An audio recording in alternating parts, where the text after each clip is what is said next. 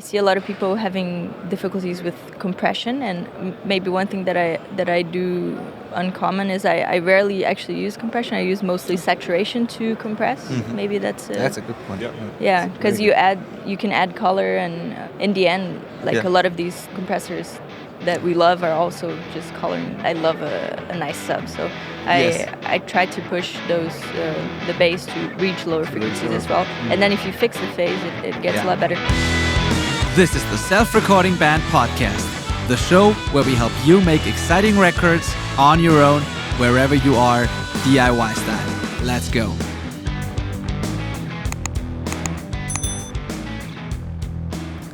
Hello and welcome to the Self-Recording Band Podcast. I am your host, Benedikt Hein.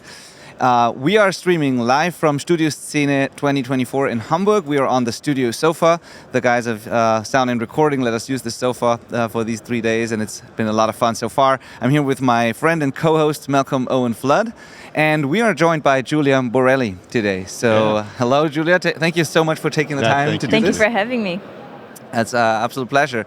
We're going to talk about Julia's career, about music production, obviously. We'll see where this conversation goes. But first of all, I hope you're feeling better. I know that you had, the start was not ideal, I'd say, here for you, health-wise, but I'm glad you made it. And you got a masterclass today, right? This is happening? Awesome. Yeah, so if you're here at the event, go to the masterclass. It is happening. We're looking forward to that. What are you going to be showing at this masterclass? So I chose a song from Ning that I mixed a few months ago to show. I'll talk a bit about my philosophy and how I see mixing, and also show how I mix a song. So. Okay, awesome. Would you say you are primarily a mix engineer, or is it more producing, or both, or how would you say? What would you call yourself? So I would call myself a mixing and mastering engineer, and I actually started my career as working in mastering, and then I started mixing. So and then now I'm also producing, not as much as mixing and mastering, but also producing. All Very right. cool. You also have a group with your sister, I believe, I've read as well, right? I have it started as during Corona. I went back home, and then for fun, she was just asking me how to make music, and then we started having fun, and then we got signed with a label. That's amazing. Just a couple years later. That's great. That's great. But now I do it as a side thing for fun. But I actually, since last December, I'm working on the project again, and awesome. It's exciting. And are you producing and mixing and engineering all that? Yeah. Oh, very cool. Very cool. Yeah. So this is a little off topic, but I was very interested in it. While doing some research on you, I saw that you were involved with a Prada campaign. So were you producing music for the runway show? I did the masters there. It was actually a very funny. I was actually doing a master class in a school in the evening, and then as I was giving the class, I had my phone next to me, and then I just got a bunch of messages saying Richie Hawtin, Prada, master tonight, and I was like, I think we need a break. Need it now. I just got to go master a song. I'll be right back. And then I called them. They're like, Richie Hawtin is producing the tracks for Prada, and he needs a master, and they need it by 10 a.m. tomorrow. He said it's only going to take a couple of hours. That was 9 p.m. Yeah. And I was like, yeah, sure. Till midnight, I can do it. I was there till 9 a.m. the next day. Oh, wow. It was, And I missed, it was a live stream during Corona, and I missed the live stream because I was sleeping. Oh, because it was live at 1 p.m. So. Oh, God. That's still a fun project to get. But it worked. Yeah. They were happy, I think, right? Yeah, and then I started doing all his masters. So. Oh, no way. It worked pretty well. Well, that's amazing how that happens sometimes. These little things that come out of nowhere, and then all of a sudden it's this whole part of your life now. With everything in my career so far, it's been like that. I was available when someone else wasn't, and then they liked the work, and they kept working with me. So. All right. I hope you get a very cool text message during this interview. That would be nice. But it goes back to what we were talking about yesterday with Dom, for example, and other people. Every single time, some people are just unwilling to do that, to put in the effort. They will be like, no, I'm busy, I can't do it, period. And then they miss out on all the opportunities, right? It's I have to be home by 7 because it's dinner time. Yeah. It doesn't mean that every day must be like that, but you have phases where there's rest, but sometimes it's stressful, you got to do it, and then that leads to other stuff. So that's really interesting to hear. Yeah, there are a lot of sleepless nights involved in this work, for sure. Yeah, totally. I believe it. What made you start, or what made you want to start with mastering? What fascinated you about this? Because many people do it the opposite sort of direction, where they end up being a mastering engineer at some point. But what made you want to be a mastering engineer? It was actually, so I got into engineering because I was in a band and we had to record our first EP, classic.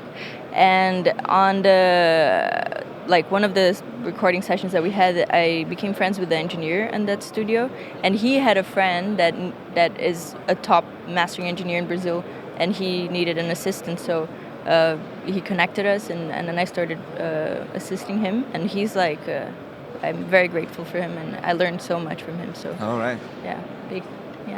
And then you said, like, I want to be involved in the process more, or did someone just call you and ask that you also mix or produce, or how did that sort of development backwards, and it's not really backwards, but like from mastering down to like production happen? I think then I moved to Germany then. It was like 8 years ago, and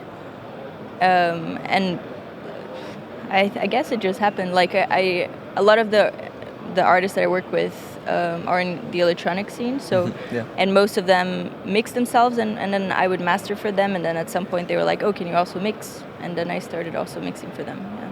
This is a great point that I actually wanted to talk about, because of you being in the electronic music world.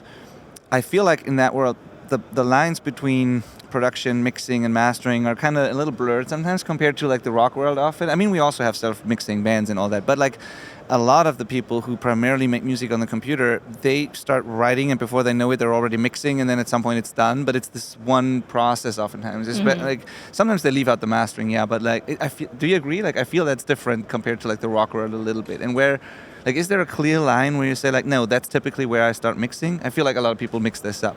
I think with electronic, most people are also mixing. It's always a problem when they're not. You know, like I strongly believe in the production process. You should also be slightly like working on the mix, otherwise you'll never get to the sound. Like the better productions that I get, they're already sounding good, and my job is just to give the goosebumps to the track.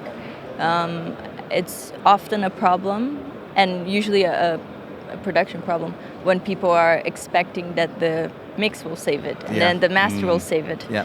And we all know it's not. It's never going to be the case. Yeah. It's like in our world, or because we primarily work in rock, but some in our coaching community, for example, there are some people who do mostly electronic music as well. And the difference is really, or like it's not that different actually. That what we do in our world, where we get it right at the source, like we did on our talk yesterday, microphone positions and all that. It's the same thing in the computer. You get good tones, you shape them, you do whatever you need to do to produce a great song, and then whatever you can't do, someone else comes in and takes it to the next level. But it's not that you. It would be the equivalent of just plugging in your guitar without doing anything and then recording everything very raw and careful and then sending it to a mix engineer. Then we need to make it happen. It would be the same thing in the electronic world, where you just pick boring stuff and then say like, or give you the MIDI and then be like, do something with it. If the sound design is not right, it's not the mixing that's going to save it. I mean, sometimes I try. But, you can obviously do some magic, but like, but they shouldn't expect that I do the magic. Does that happen? Like our nightmare scenario is they send us MIDI drums that are literally just the MIDI. There's no drum sounds, and then DI guitars, DI bass, and then just a vocal track, right? And they're like, mix it, and we're like, we don't even know if you want distorted guitars or not. Like, what is this meant to be?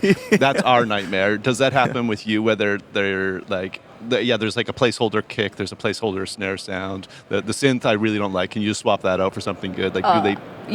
Usually I have a very OCD like requirement PDF that my team sends to the artists and producers, explaining how I want the files that I want to receive are sounding like you want it to sound. You know, because.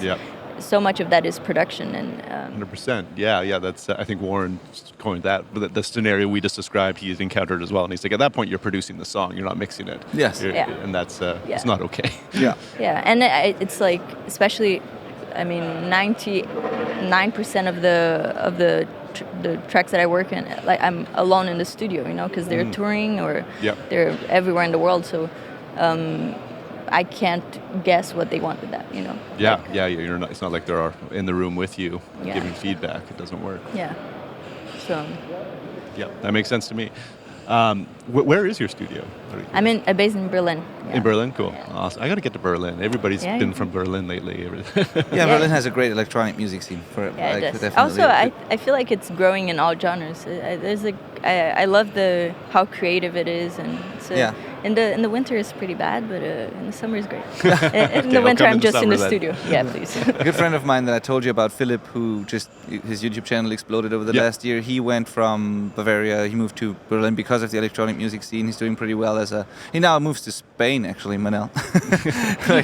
But he's been in Berlin for that reason for a while and started his career there, and it worked out well for him. He wouldn't have done that in Bavaria. Oh, very cool. Yeah. Interesting. Spain and I think Portugal is also getting big for mostly because of tax reasons. But that's also a thing. Yeah, that's kind of fascinating. Yeah. Do you ever do band or like pop music or anything that's maybe not purely? I mean, pop is kind of electronic, but like other genres in general? Yeah, I do. So before I was doing like a lot of different genres. Actually, back in Brazil, I was doing mostly like jazz and MPB, which is the Brazilian pop music that is actually very jazzy. Well, and I started doing a lot of electronic because I did one record that did pretty well, and then everyone from that genre started coming for that. So. But I still do a lot of pop. Like the track that I'm going to show later on the masterclass is a pop artist. And you make your own music too, right? It's like you're an artist as well and a writer. Yeah. Yeah. So is that which like percentage of your career is that like? Is it more like a thing you just love and it's fulfilling, or would you love that to be your main career? Like. I love being in the studio, and it's a problem that I have right now because... That's why I'm asking. It's hard to balance. Probably, I always struggle. Basically, I stopped the project with my sister before because I'd never had time to actually work on that. And... but yeah, now I'm trying to save some time for that, and it's mostly just for fun, like just to, not have a little bit of a different... have one day of the week that I work from... on something for myself. But at the same time, there's a lot of people excited about it, and I don't want to have to go touring. I want to stay in the studio. Yeah. I think, and that is part of the reason why I ask this, I think sometimes, especially for the people starting out, if they want to build a portfolio as an engineer, producer, mixer, whatever, I think it's a very good idea if you are an artist to also have your own project and work your own, produce your own stuff, because then you can build a portfolio that is unique, and then it's also, you're not limited by the input that you get from other artists. You can do no compromise, all that you can, if you're good, of course. But I think it's a very good way of building a portoroportfolio. Yeah, and you learn a lot about mixing when you are, a lot of, also the other way around. I learn a lot about production when I'm mixing, and then I see the mistakes of the people and see ways to improve it, and then I apply that to my production as well.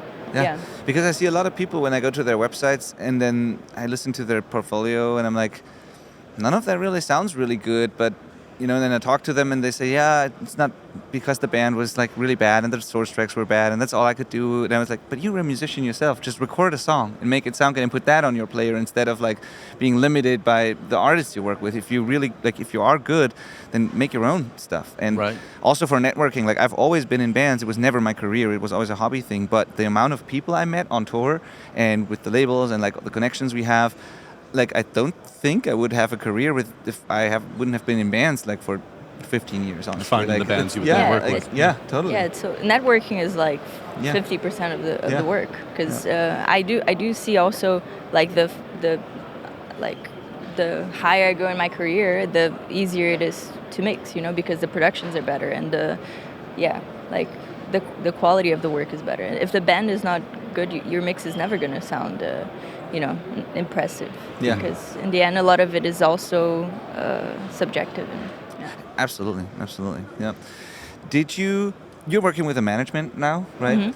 how and when did that step happen, or what made you want to do this? Because there's both ends of this. There's some people who relatively early in their career get help running the business and getting clients and all that, and then there's people who are already really successful and still want to do it themselves. Some of them struggle because of that, others not so much. Like, I'm just interested in hearing your thoughts on this, because I also hear both like opinions. I don't have personal experience with managements. I've had a studio assistant, still working with Thomas at the studio. He's really, really great. I have an admin assistant for like the back office stuff, but I don't have a management, and so I don't have an opinion. But I hear some people say really good things about it, and other people are like, no, I should have done it myself all the time. I also hear that opinion, but I would not be able to do it by myself. Like, I do see, like, for a long time I was doing it by myself, and what would happen is I would have a full day in the studio, and then in the evening I would answer emails and like have to stay up till 1 a.m. answering everything, and then the next morning have to be in the studio. And there was it's just not sustainable. Mm-hmm. So getting a team was definitely a good step for me, and like I had many burnouts before trying to make it work. Right, so it just keeps you doing the studio stuff rather than the typing emails kind of stuff. Much more fun. Awesome. And was the value of, I've had a manager in my musical career with my band, and I loved it. I think it was a game changer. Same thing, just I couldn't handle having to do the post, having to book all that and negotiate, and it's just like kept us writing and doing the good stuff. Yeah, I think especially the negotiation is like, it's so much harder to negotiate for yourself. Absolutely, you know? yes. I was wondering if that was the value you got as well. Like, I want to do everything. I love my job. If I could, I would work every day of my life, but it's also not healthy. So, so having someone that negotiates and filters for you is really a game changer. Also, I think it's an advantage if you get to be the good guy, good girl in the conversations with people, and then there's never a negative thing. All you talk about to the artist is the art itself. It's like all about that, and all the like potentially negative stuff, or whether it has to be negotiation, that does someone else. I think that's good for the relationship with the artist. My manager is the bad cop. I'm the good cop. Yeah. And I think that can be really good. Because I also like you never. Yeah, I feel like you just have a better relationship with the artists if you don't have to argue with them personally. But on the other hand, now I think everybody listening to this is going to be like, I like mixing more than I like emailing too. I like recording more than I like emailing or negotiating as well. So I want a manager. But you can't just get a manager. No. It's not like you can't just flick that switch. And in my experience, you can't get a manager until you've already got into that point where you are managing yourself. You essentially have to already be running a successful business, and then because they need something out of it too, right? If you haven't built it up to that level, then they're just creating work for themselves without any return. They have to make a living. Did that ring true for you? Yeah, for sure. My manager now. He was the A&R on the label that I got signed to, and then he left the label and opened his management, and he reached out to me, and he was like, "Well." Oh, so it was a connection you had made through working with their bands, that label's bands. Yeah, with my project, the project with my duo. Yeah. It all ties in together, right? Yeah. Awesome. Let's pivot a little bit and talk about some music production actionable technique stuff, maybe. Can you tell us a little bit about your setup? Like maybe some I don't know how big it is, or how maybe the most important things that you couldn't live without in your setup, and how your workflow is set up and all that. My laptop. Mm-hmm. And a good monitoring system. Right. Yeah. Well, right now I'm using the Atom S3V, and I've been trying many different ones to try to upgrade, but I'm just so used to them and I've been working with them for so long. I can't. Sounds familiar. They got a booth right behind us here. I've got the Atom smaller ones, but like A77X. It's the midfield with the 2 7-inch drivers. I've been wanting them to upgrade them for 13 years now, but I just can't make myself do it because I know them so well, and I'm afraid what's going to happen. Exactly. I tried for a few weeks different ones. I'm not going to say which one. And I swear it affected my mental health. I was I can't mix anymore. Nothing sounds right. Thomas, we're never going to upgrade. We're never going to do it. Yeah. So those, and then in terms of it's all in the box. Do you? Do I have a lot of outboard gear, and I'm not using much of it. Yeah. But it looks nice. Because it's just I mean I was using them a lot, but then it's just like with the pace of the industry right now, it's just impossible. Like very often I'm like at home and they need a, you know, like maybe in LA, which then the times, you know, for them is working hours. For me, it's already time to go to bed and they need a bounce. And I wouldn't go to the studio to do it, you know, so. So your studio is not at your home? You have a commercial place somewhere? Yeah, I'm in Riverside Studios. Yeah. Awesome. So you rent out a spot in there? Yeah, I have a room there with a little window. Nice. Which is rare over there. So I have a session desk with a lot of outboard gear that looks great, and actually one of a big space of the record now I put a screen, so I have a big screen with more screen and some outboard. Awesome. All for the laptop. And what DAW are you in? I'm actually using Logic. Logic, cool. Yeah. All right, awesome. Yeah, I used Pro Tools before, but when I switched to M1, I had a lot of bugs. Oh, really? So Yeah. I switched to Logic. Yeah. Cool. Yeah. And you work with, I'm just assuming, but probably with Ableton too, but to program things, not so much? So like every electronic artist, almost everyone I ever talk to, they use Ableton. So. Yeah, I know how to use Ableton because I get a lot of sessions from the artists and stuff. That's what I expected. And I sometimes still I've been producing a little bit now, also in Ableton, just when I'm collaborating with other artists and But Logic Logic has the mixer. It's the best of both worlds, kind of, right? Yeah, exactly. I cannot work with the idea of not having a mixer, like in Ableton that you have to click on each track. It's not set up like a normal signal flow workflow. Like everything's different. Yeah, the same. Which is, I think it's good for like, being creative, like with the loops and everything.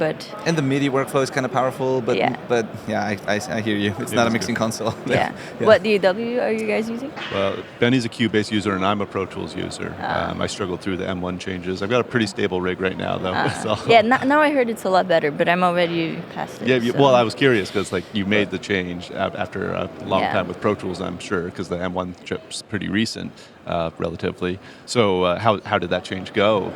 I had already used Logic years before because I did a course at Point Blank when I finished school, and I learned how to use it. So switching wasn't so hard, and I feel like they're pretty similar in a lot of ways. Anything you miss? Tab to transient. Yeah. A lot. I don't think I could live without that. Yeah. I mean, I told you that I went through the madness last year and trying to learn all the DAWs because of the coaching program we have. So I have a coaching program where I guide people, and they have all kinds of DAWs. And so I said, like, okay, I guess I just want to learn all the DAWs so I can help them better. And then that was pretty crazy. Also, with the shortcuts, also like switching the brain. I struggle a bit with Cubase. I tried, but it's.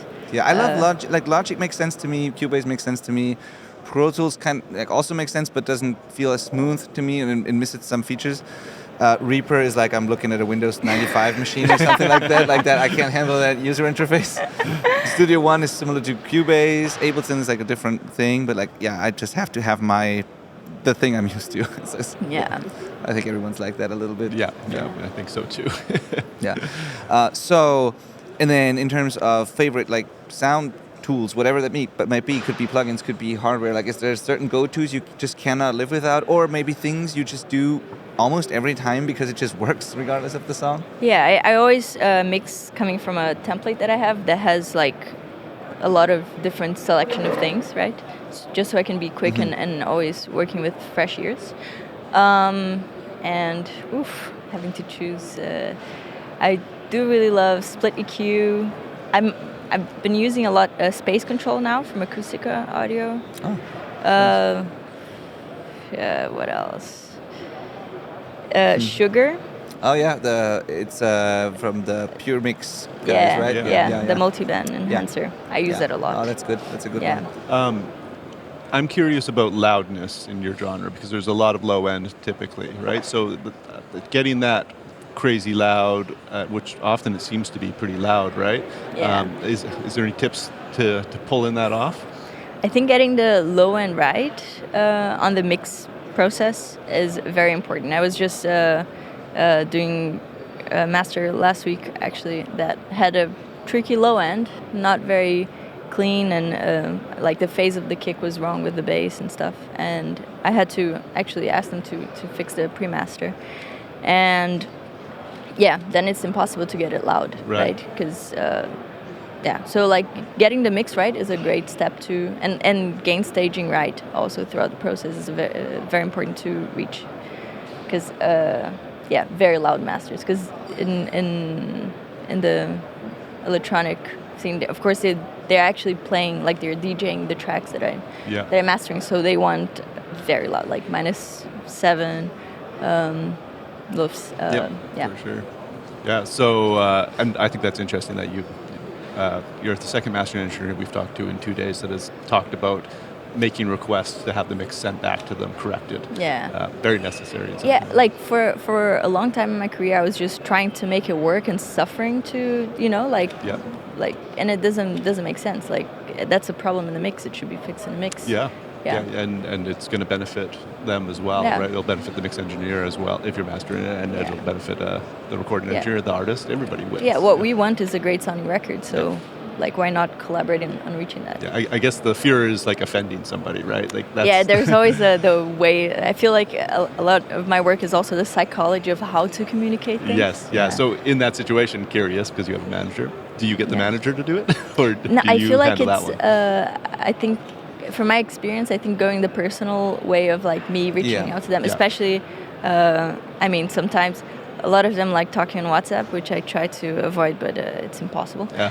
I even maybe WhatsApp them, and because then they feel the connection. And, hey, like, just working on it. I just need this little tweak. Do you mind correcting the phase of your mix? Yeah, awesome. Or like I'm happy to give feedback on how you can improve this, and very often they're happy with like the phase thing with the kick is so like common to be an issue. Oh, really? Yeah. Interesting. And it usually helps a lot. So and. Yeah, that's a common mistake that I hear on the pre-masters. Can you explain that to our audience, please? Because just in case someone is not aware of what we're talking about with like phase relationship between kick and bass, because you might be familiar with like a snare top and bottom mic or multiple kick mics and how they are in phase, but maybe not so much with like the relationship between kick and bass, for example. Mm-hmm. Yeah, I mean it's from physics class. If you have a wave going up and down, and then you have another wave that it's going down and up. They cancel each other, and if you have two waves going up, like positive, and then they add to each other. So that of course also affects, especially in the low end. So a lot of my mixing process is actually fixing the phase of everything, and you see that of everything, even hi-hats, it takes a long time, but it really, like if you get this done in the beginning, the mixing process gets a lot easier. Yeah, totally. It is a thing. I mean, it's a kind of. I feel like that's why I'm asking. I feel like in the electronic world, it's in some cases a little more important, maybe because like if we're dealing with like more raw, dirty or mid-rangey bass guitars, they maybe don't share as much of the same kind of low end with the kick drum as it might be in the electronic world, where you have a very subby bass or 808s or stuff like that, where it's even more important. Yeah, they sustain over each other in very short amounts of time. Yeah, generally. I get this kind of problem often with bands when they add electronic elements to their songs and they have like 808s or sub-bass synths and stuff like that. Then I get these problems. When it's a typical bass guitar, oftentimes there's enough like separation between where the kick is and the bass is anyways, because there's almost no low end except the kick drum in many of these rock mixes. But with the more electronic elements and sub-elements come into play, the more important it gets for me. Yeah, I often actually, like when the basses are not covering the low end, I like pushing it to, I love a nice sub, so I try to push the bass to reach lower frequencies as well. And then if you fix the phase, it gets a lot better.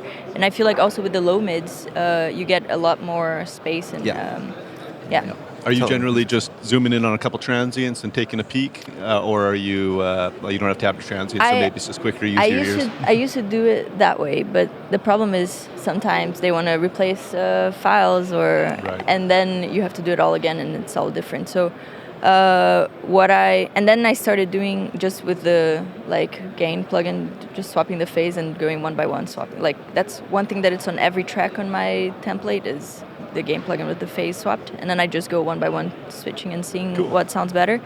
But now I've been using Fuser, also to... Fuser, I don't think I know that. Yeah, it has you can like resolve conflicts, which is basically sidechaining, and you can automatically fix the phase. So you just sidechain to your kick. It's kind of like an auto. Does it Auto. align, like sample delay things to align? Oh, yeah. Cool. Very cool. Yeah. Like I tried to do it in the groups, and then like I'm very OCD about my session, and I organized that like all the drums or kick, all the other drums, bass, and in every group of these I have Fuser swapping the phase, and whenever there's one element that I need to invert the phase of just that specific one, then I use the gain. Interesting. Very cool. Yeah. Do you ever get pushback from artists or producers when you request a new version of a mix because of a problem like that? Did you ever get like, no, I don't do this, that's exactly right? Do they trust you? They probably trust you in general, but I don't know. It's very rare, but sometimes it does happen. And I have to be like, okay, I'll try my best. Work around their ego. Yeah, that's the thing, because what are you going to do? Are you trying to win the argument or make the client happy? Or like, in the end, it's their track, so you can only try. Yeah. Totally. So any, like, from the top of your head, is there like the phase one was a big one, by the way, that's cool, but like, is there any like little trick or thing that comes to mind, that some little thing that you can share that was a game changer that you discovered recently or have been using for a while? I mean, the phase is a big thing. I don't know, maybe like I see a lot of people having difficulties with compression, and maybe one thing that I do uncommon is I rarely actually use compression. I use mostly saturation to compress. Mm-hmm. Maybe that's a good point. Yeah, because you can add color, and in the end, like a lot of the compressors that we love are also just coloring. And I use a lot of saturation instead of compression. Oh, that's interesting. What saturation tools are you gravitating towards? I'm using a lot like sugar. Yep. Okay. When it's a bit more of an aggressive saturation, or Exciter from Isotope as well. Yep. I use it a lot. I use that too. Yeah. Awesome. It's great. So I'm afraid we're getting to the end of this. We're going to wrap this up very soon. Thank you so much for joining us at the sofa here, Julia. This was awesome, amazing answers to these questions. For those of you who joined us late, this is going to be this is recorded, so you can rewatch and re-listen to this on the Self-Recording Band podcast. If you go to theselfrecordingband.com, you'll find the podcast link and also the YouTube link and all of that. We'll put links in the description to Julia's websites and how to contact her if you want to hire her to mix your music. Julia's going to do a masterclass today that I highly encourage you to watch. And also, if you want to win a pair of studio monitors, Studioszene is giving away a pair of monitors. If you take a picture of this here and you post and you use the hashtag Studioszene and tag sound and recording, and while you're at it, tag the Self-Recording Band as well. Just tag us all, post the picture, then you can win a pair of studio monitors. So thank you so much for coming and listening to this. Thank you for watching the live stream. And thank you, Julia, again, for joining us here. Thank you for having me, guys. Our pleasure.